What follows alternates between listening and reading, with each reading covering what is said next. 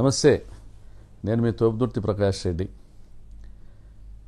ఆంధ్రప్రదేశ్ రాష్ట్రంలోని న్యాయమూర్తులకు, డీజీపీ గారికి, ప్రభుత్వ పెద్దలకు అందరికీ కూడా నేను విజ్ఞప్తి చేస్తా ఉన్నా.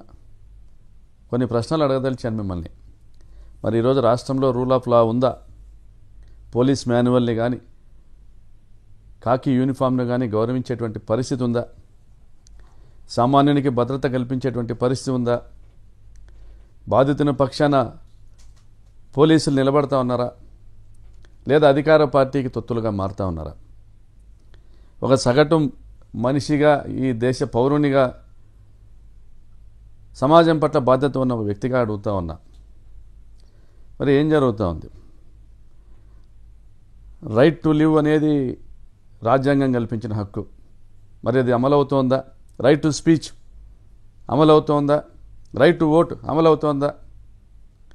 మరి ఎందుకు ఈ ప్రజాస్వామ్యం, ఎందుకు ఈ వ్యవస్థ? మరి చట్టం ఏం చేస్తూ ఉంది? ఎవరికి చుట్టంగా మారింది? కోర్టు ఆదేశాలను కూడా అమలు చేయాల్సినటువంటి పోలీస్ అధికారులు ధిక్కరిస్తే మరి న్యాయస్థానాలు ఎందుకు? మరి ధర్మం ఎక్కడ ఉంటుంది, న్యాయం ఎక్కడ ఉంటుంది? గమనించండి. ప్రశ్నించిన వాళ్ళపైన దాడులా, కేసులా, ఇవన్నీ ప్రశ్నించిన ఈ దౌర్జన్యాలను, ఈ దుర్మార్గాల్ని ప్రశ్నించిన మా పైన కేసులు. వివరాల్లోకి వెళ్తే ఎంపీపీ ఎన్నికల నోటిఫికేషన్ వచ్చింది. వచ్చిన రోజు నుంచి అనంతపురం జిల్లాలో వేరొక రాజ్యాంగం అమలవుతూ ఉంది. ప్రత్యేకించి రామగిరి మండలంలో ఎంపీపీకి ఎన్నిక జరగాల్సి ఉంది. అక్కడ పరిటాల రాజ్యాంగం అమలవుతూ ఉంది. పోలీసు అధికారులే స్థానిక ఎస్ఐ ఎంపీటీసీల ఇళ్లకు వెళ్ళి బెదిరించేటువంటి కార్యక్రమం. తెలుగుదేశం పార్టీ గూండాలు ఎంపీటీసీల ఇళ్లకు వెళ్ళి బెదిరించేటువంటి కార్యక్రమం. తెలుగుదేశం పార్టీకి అభ్యర్థి లేడు, వారికి ఉన్నది ఒకే ఒక్క ఎంపీటీసీ. వైఎస్ఆర్ కాంగ్రెస్ పార్టీకి 8 మంది ఎంపీటీసీలు ఉన్నారు, అందులో 5 మంది మహిళలు ఉన్నారు. అది మహిళా రిజర్వేషన్ ఎంపీపీ స్థానం. అది మరి వారికి అభ్యర్థి లేనప్పుడు మరి పోలీసులు ఎందుకు వెళ్ళి బెదిరించారు? పరిటాల గుండాలు ఎందుకు వెళ్ళి బెదిరించారు? మరి వైఎస్ఆర్ కాంగ్రెస్ పార్టీ నాయకులు కానీ, శ్రేణులు కానీ ఎవరో కూడా ఈ ఎన్నికల్లో పార్టీకి మద్దతు ఇవ్వకూడదనేటువంటి ఒక హుకుం జారీ చేయడం జరిగింది స్థానిక ఎస్ఐ సుధాకర్ యాదవ్. ఈ పరిస్థితులు గమనించి రక్షణ కరువు అయిందనేసి హైకోర్టును ఆశ్రయించారు ఎంపీటీసీలు. వెంటనే గ్రామాలను వదిలిపెట్టేసి వివిధ రాష్ట్రాల్లో తలదాచుకునే దానికి వెళ్ళిపోయారు.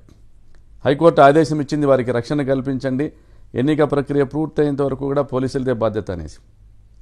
మరి ఎంపీటీసీలతో పాటు వెళ్ళి వారి బాగోగులు చూడడానికి వెళ్ళినటువంటి పాపిరెడ్డిపల్లి గ్రామ నాయకుడు జయచంద్రారెడ్డి ఇంటి మీద 27వ తేదీన దాడి జరిగింది, 28వ తేదీన దాడి జరిగింది. పోలీసులు నామమాత్రంగా వెళ్ళి మాట్లాడించి రావడం జరిగింది తప్ప ఎవరి మీద కేసులు నమోదు చేయలేదు, చట్టపరంగా ఎటువంటి చర్యలు కూడా తీసుకోలేదు. పరిటాల సునీత కుటుంబీకులే దాడులు చేశారు. 27వ తేదీ ఉదయాన్నే ఎంపీటీసీలందరూ ఆంధ్రప్రదేశ్ బార్డర్కి బాగేపల్లి టోల్ ప్లాజా వద్దకు వచ్చి పోలీసు వారు ఏర్పాటు చేసిన 7 వాహనాల్లో రామగిరి మండల కార్యాలయానికి ప్రయాణమయ్యారు. కొద్దిసేపటికే సమయం మించిపోయింది, ఎంపీటీసీల కోరం లేదు కాబట్టి సమావేశం వాయిదా వేస్తున్నామన్న తర్వాత ఎంపీటీసీలందరినీ పెనుగొండ ఎంఆర్ఓ కార్యాలయం తీసుకొచ్చి బైండ్ ఓవర్ చేసేటువంటి కార్యక్రమం చేశారు. ఎందుకు బైండ్ ఓవర్ చేయాలి? ఏం నేరం చేశారు? రక్షణ కోరారు, కోర్టు రక్షణ ఇచ్చింది. ఎన్నిక వాయిదా పడిందంటే వారి స్థానాలకు వారిని పంపించేసి ఉండొచ్చు, వారి ఇష్టాన్ని కనుగొని. మరి బైండ్ ఓవర్ పేరుతో ఎంఆర్ఓ కార్యాలయానికి తీసుకొచ్చి అక్కడ తెలుగుదేశం పార్టీ గూండాలను తీసుకొచ్చిన సుధాకర్ యాదవ్ 26వ తేదీన ఇదే గూండాలు బీఫారాలు సబ్మిట్ చేయడానికి, విప్పును జారీ చేయడానికి వెళ్ళినటువంటి పేరూరు నాగిరెడ్డి అని ఒక అడ్వకేట్, కురువ నాగిరెడ్డి అనే అడ్వకేట్ పైన దాడి చేసినటువంటి అదే గుండాలను వెంట పెట్టుకుని సుధాకర్ యాదవ్ వచ్చాడు. వస్తూ అదే పోలీస్ జీపుల్లో పెనుగొండకు వస్తున్న ఎంపీటీసీలను బెదిరిస్తూ పరిటాల సునీతతో, శ్రీరామ్తో వీడియో కాల్స్లో మాట్లాడించారు. వాళ్ళు కూడా వీడియో కాల్స్ ద్వారా బెదిరించారు, మా పార్టీలోకి రండి లేదంటే ఇబ్బంది పడతారు, మీ బంధువులను తెచ్చిపెట్టుకున్న మా ఇళ్ళ దగ్గర ఉన్నారనేసి. మరి ఇదేం రాజ్యాంగం? మరి ఆ పోలీస్ అధికారులు చట్టానికి అనుగుణంగా పనిచేస్తూ ఉన్నారా, బాధితుల పక్షాన పనిచేస్తూ ఉన్నారా, లేదా అధికారుల పక్షాన, అధికారం ఉన్నవారి పక్షాన పనిచేస్తూ ఉన్నారా? మరి ఇటువంటి పరిస్థితి గమనించి ఇక్కడ తెలుగుదేశం పార్టీ గుండాలు ఎంఆర్ఓ కార్యాలయంలో వెనక గేటు నుండి దొడ్డిదారిన ఎంపీటీసీలు నెచ్చుకొని పోతా ఉన్నారన్న సమాచారం తెలుసుకొని మేము వెళ్ళి వాళ్ళ మీద పరుషమైన మాట మాట్లాడిన మాట వాస్తవమే. టీడీపీకి సంబంధించిన గుండాల మీద మేము వెళ్ళి అక్కడ ధర్నాకు దిగితే కానీ పోలీస్ అధికారులు మా ఎంపీటీసీలు మాతో పంపలేదు.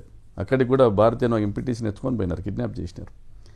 మరి ఈ సందర్భంగా మా ప్రజాస్వామ్యాన్ని మేము పరిరక్షించుకోవడానికి, మా ఎంపీటీసీని కాపాడుకోవడానికి పార్టీ అధ్యక్షునిగా నేను వెళ్తే, నేను అక్కడ ధర్నాకు దిగితే నా మీద ఉషశ్రీ చరణ్ గారు, జిల్లా అధ్యక్షురాలు గారి మీద, జిల్లా పరిషత్ చైర్మన్ గిరిజమ్మ గారి మీద 26 మంది మీద కేసులు, నాన్ బెయిలబుల్ కేసులు నమోదు చేయడం ఎంతవరకు న్యాయం?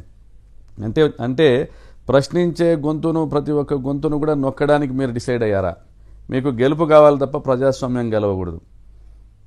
మీకు గెలుపు కావాలా, మీ పెత్తనం చెలాయించాలా తప్ప ప్రజాస్వామ్యం గెలవకూడదు. ఇదేనా మీరు ఇచ్చే సందేశం అని నేను ప్రశ్నిస్తాను.